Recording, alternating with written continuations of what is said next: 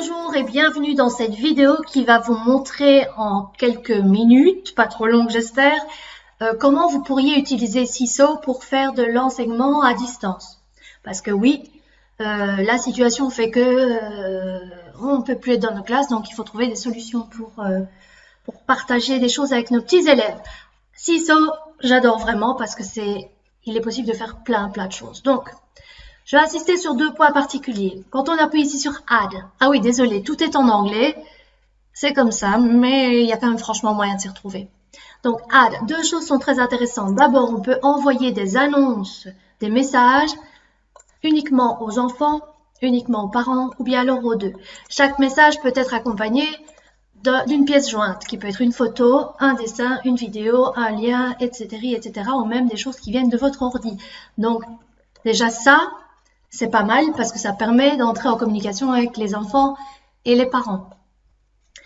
Ensuite, on va un peu aller observer ce que c'est que Assign Activity. Donc, ça veut dire assigner, donner une activité. Ce qui veut donc dire que lorsqu'elle est assignée à la classe, l'enfant, quand il se connecte, il va voir ici dans l'onglet Activities, il va voir qu'il a un numéro et il va pouvoir aller vérifier toutes les activités qui lui ont été données. On va peut-être regarder ici une première activité vraiment fun, c'était pendant les vacances, donc on fait des choses très simples. Je travaille en immersion, hein, pour ceux qui ne me connaissent pas.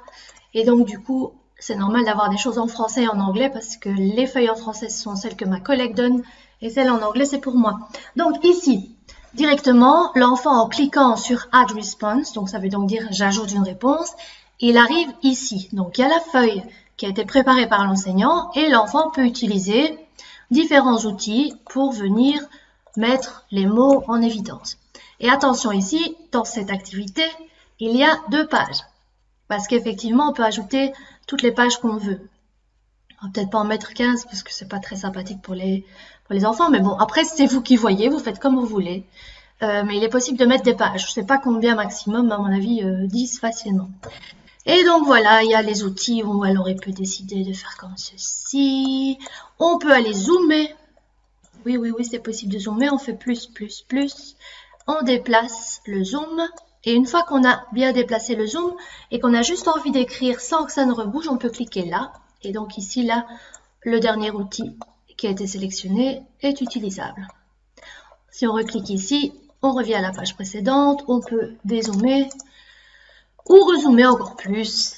Et ça permet vraiment d'écrire de manière plus précise. Parce que c'est vrai qu'avec ces outils-là, c'est pas toujours simplissime. Il est toujours possible de revoir les instructions. C'est vrai, j'ai oublié de vous dire, ça c'est assez important aussi. Donc l'enfant clique ici aussi, ici au-dessus, il peut revoir les instructions.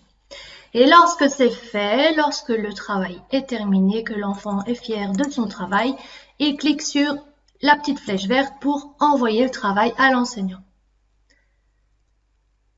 Et moi, en tant qu'enseignante, je viens de recevoir sur le journal de Mrs. Boff, je vais même aller voir dans le journal de classe, le journal de la classe en entier, et je vois effectivement que j'ai reçu le travail de mon élève.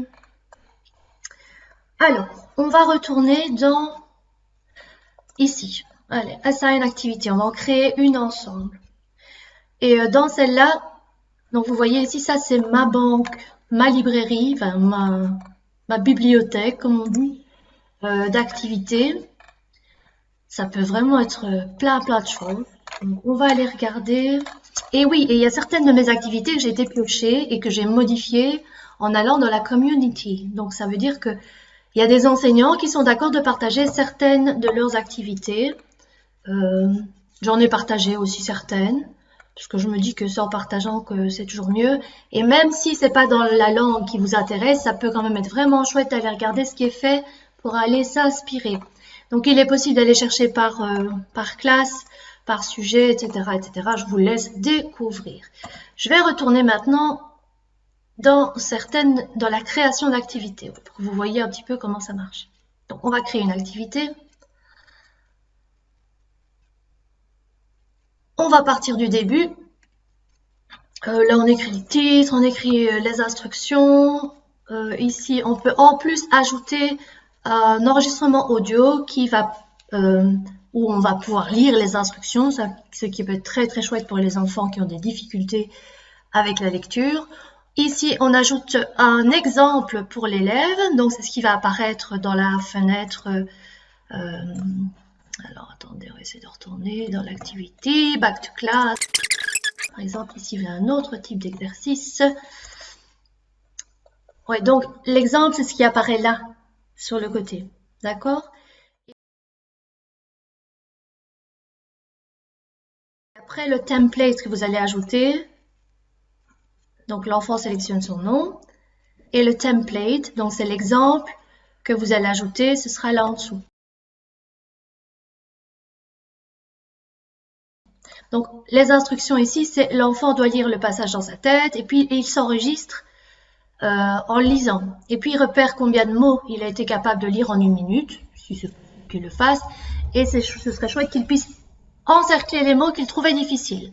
Donc, ça donnerait ceci. Donc, l'enfant va cliquer sur le bouton d'enregistrement. The rainbow, I see it, everyone was shouting, et blablabla, blablabla. En fait, ici au-dessus, il peut voir combien de temps est passé, donc il peut se rendre compte où il est arrivé après la minute. Donc il pourrait même peut-être, on pourrait imaginer qu'il met une petite ligne pour dire qu'il est arrivé là. Et puis alors, on peut arrêter l'enregistrement et il peut ensuite encercler les mots qu'il a eu du mal à lire. Et donc en effet, il appuie sur Done, il peut réécouter son enregistrement. I see it. Ok, ça fonctionne très bien. Ou alors, il peut réenregistrer. Voilà. Et quand c'est fait, on l'envoie à l'enseignant qui se fera un plaisir de corriger. Donc, il faut que je vous parle aussi des moyens de correction. Ah ben voilà, j'y suis directement. Et donc, du coup, on peut écouter ce que l'élève vient de faire. Et puis, dans les commentaires, ce que j'aime bien faire quand c'est des cas de lecture comme ça, c'est que je reprends les mots qui sont mal prononcés, je les écris. Par exemple, ici, rainbow. Puis, j'écris plusieurs autres mots, éventuellement, water, field, whatever, peu importe. Je clique sur post. Et puis, après, je fais un commentaire audio où je relis les mots. Ou alors, vous pouvez... Les feedbacks audio, c'est vraiment super chouette. Donc, ça peut être utilisé de 36 000 manières différentes aussi. Mais donc, dans le cas des exercices de fluence en lecture comme ceux-ci, j'aime bien de redire correctement la prononciation ou de redire les petits détails qui seraient intéressants. Bon, alors, on va retourner dans Activities. Qu'est-ce que je pourrais vous montrer d'autre, des trucs qui ont été faits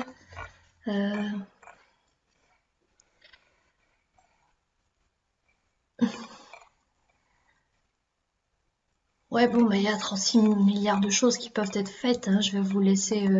Parfois, je donne des liens aussi vers des vidéos YouTube.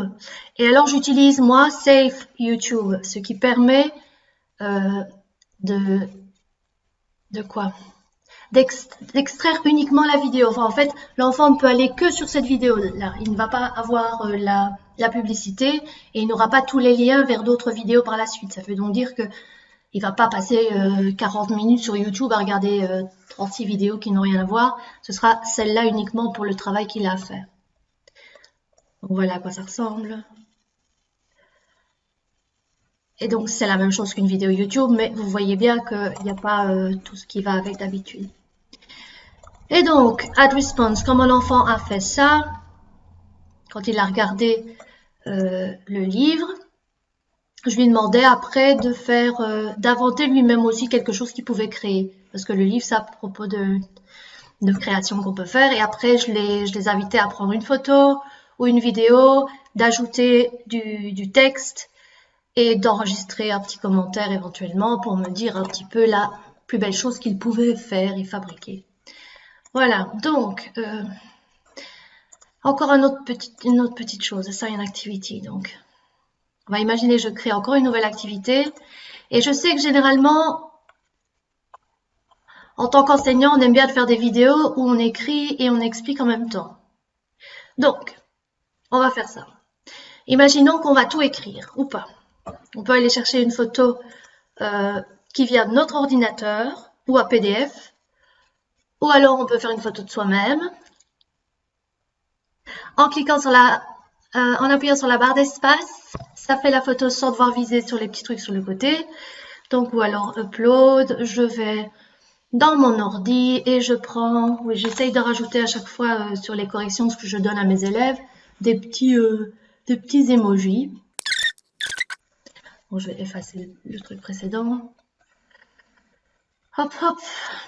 Donc, rappelez-vous, si on voit pas très bien, il sera toujours possible d'aller zoomer par la suite, hein, donc c'est pas le plus gros problème. Donc, je pourrais imaginer que je vais expliquer à mes élèves ce que je dois faire. Comment faire? Eh ben, je vais cliquer sur le bouton d'enregistrement et pendant que j'enregistre, je vais pouvoir rajouter tout un tas de choses en utilisant les différents outils qui sont là.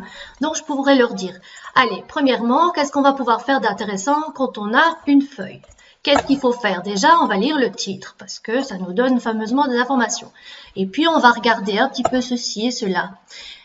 Et ensuite, on va pouvoir compléter. C'est pour vous donner un exemple et vous montrer comment ça peut bouger. Différents outils qui sont là. Voilà, donc je pourrais leur dire, allez, premièrement, qu'est-ce qu'on va pouvoir faire d'intéressant quand on a une feuille? Qu'est-ce qu'il faut faire? Déjà, on va lire le titre parce que ça nous donne fameusement des informations. Et puis, on va regarder un petit peu ceci et cela. Et ensuite, on va pouvoir compléter les informations ici selon ce qu'on a été lire là-bas. Ça, c'est fait. Autre possibilité, je vais recommencer tout à zéro. Delete and start over. Quand on utilise l'outil ici Drawing, vous pourriez imaginer que dès le départ, vous enregistrez votre voix. Et là, vous décidez de faire un exercice en live. Je sais pas, calcul. On va changer. Je vais changer la couleur, pas écrire en bleu, fond clair quand même. Alors, 736 plus 294. On va revoir ensemble comment faire une addition écrite. Alors, on va changer de couleur. Observons un peu ici d'abord. Donc, on va faire 6 plus 4. Combien est-ce que ça fait 6 plus 4? Ça fait 10. 10. Ah ben non, je peux pas faire ça. Bon, soit, je vous laisse après faire votre enseignement comme vous voulez. Parce qu'on pourrait dire, ah ben non, on peut pas faire ça. Donc, on va effacer ceci. Parce que, en fait, blabli et blabla. Voilà, vous voyez un peu comment ça peut fonctionner. Ok, bon, eh ben, qu'est-ce que je pourrais vous dire d'autre encore en plus? Delete and start over. Donc, il est possible de partir d'une photo. Il est possible d'utiliser l'outil Drawing où il y a plein de choses à découvrir. Il est possible de créer vous-même une vidéo. Vous pourrez faire ce que vous avez à faire, mais vous ne pouvez pas la noter en même temps. Donc, il est possible de mettre tout ce que vous trouvez sur votre ordinateur. Il est possible d'utiliser ceci, qui est plus un outil de notes. Je prends des notes, voilà, peu importe. C'est à vous de voir. Et ensuite, il est possible de donner des liens pour les enfants. Bon. Et quand c'est fait, on retourne à la classe et on peut aller vérifier ce que les enfants ont fait.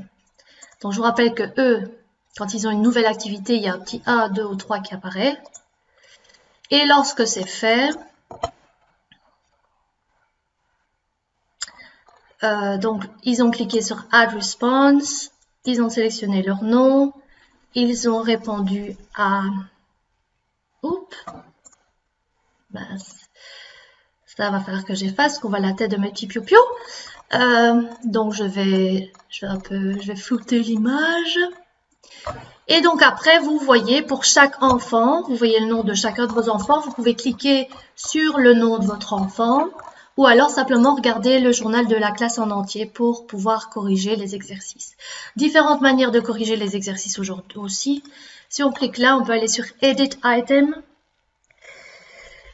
Et donc, il est possible... Bon, ici, évidemment, j'ai mal choisi parce qu'on ne va pas éditer quelque chose qui vient d'être enregistré. On ne va pas les modifier. Ben voilà, imaginons ici. Edit Item. Donc, je peux aller me faire une petite signature si j'ai envie de dire que j'ai lu le travail. Donc, je peux faire un petit paraphe. Qu'est-ce que je peux faire? Je peux ajouter encore, comme je vous disais, moi, j'aime bien rajouter des emojis parce que je trouve ça plutôt sympa pour dire que j'ai corrigé le travail de mes petits cocos. Voilà. Et quand c'est fait, on appuie ici. Et l'enfant reçoit donc la version actualisée corrigée par l'enseignant. Donc la correction peut se faire en éditant l'article ou alors surtout ne pas hésiter à utiliser les commentaires. Et les commentaires audio, je trouve toujours que ça donne un feedback vraiment extrêmement intéressant dans tous les cas. Bon, ben voilà pour cette première vidéo qui vous donne un aperçu de ce qu'il est possible de faire. Voilà, si ça vous intéresse d'en connaître plus, je serais ravie de vous présenter un peu plus. Dernier petit détail, ici les enfants ne peuvent pas interagir sur le travail des autres. En fait, la seule communication qui existe c'est entre vous, enfin les enseignants et les élèves. Donc ils peuvent vous donner le travail, mais il n'y a que vous qui le voyez. Par contre, il y a une autre option, c'est d'activer le blog, qui sera là dans les options là au-dessus. Et alors, ça veut donc dire que certains des travaux peuvent être publiés sur le blog. Et vu que c'est un blog, ça, c'est accessible à tout le monde. Donc, quand les enfants vont se connecter sur le blog, ils voient les différentes choses qui ont été faites par les autres. Et ils peuvent, désolée, j'ai eu un petit huile parce que j'essaye d'éviter de montrer le visage de mes enfants, ils peuvent écrire des commentaires. Donc, ça permet d'avoir une interaction les uns avec les autres, commentaires audio ou commentaires écrits. Voilà, ça suffira pour aujourd'hui. Je vous souhaite une bonne découverte par vous-même. Franchement, je trouve ça extrêmement riche. C'est très versatile. Il est possible d'en faire tout un tas de choses. Il y a énormément de tutoriels en anglais. Mais même si on ne comprend pas la langue, on voit quand même ce qui se passe là où ça clique, comment ça réagit. Donc, je crois qu'il ne faut pas avoir peur non plus, même si on n'est pas très bon en anglais, de se remettre à une autre langue et essayer quand même de trouver comment fonctionnent les choses. Ou alors on est curieux et on essaye et on voit ce que ça donne. Une belle journée. Et rappelons-nous que quand on débute dans quelque chose, on n'est jamais très bon. Et je voyais, oh zut, il faut que je vous passe ça. Et donc voilà, j'avais trouvé ceci aussi. C'est en anglais, mais je vous fais une petite traduction très rapide. Cher prof, si vous avez essayé de contacter les parents et que ça n'a pas fonctionné cette semaine, c'est pas grave, vous faites du travail. Si vous avez passé beaucoup de temps pour essayer d'apprendre une nouvelle technologie et que vous n'arrivez toujours pas tout à fait à comprendre ce qu'il en est, c'est pas grave, vous faites du boulot. Si vous avez réussi à contacter 6 de vos 35 élèves seulement et qu'ils se sont connectés à votre meeting de classe via Zoom ou sur CISO, c'est super quand même. Si vous avez envoyé des emails aux enfants et qu'ils n'ont toujours pas répondu, c'est pas grave, vous êtes en train de faire du super boulot. Et si vous êtes tracassé pour faire le meilleur de ce que vous pouvez pour faire pour vos enfants, mais c'est pas grave, c'est ça qui compte aussi, vous êtes en train de faire le meilleur que vous pouvez. Donc, arrêtez de vous comparer, on n'est pas là pour exceller, on fait ce qu'on peut, et si on finit par exceller, tant mieux, mais en attendant, il faut être sympa avec soi-même et mettre un pied derrière l'autre, un pas à la fois, et puis on fait comme on peut, quoi. Allez, une belle journée, je vous embrasse très fort.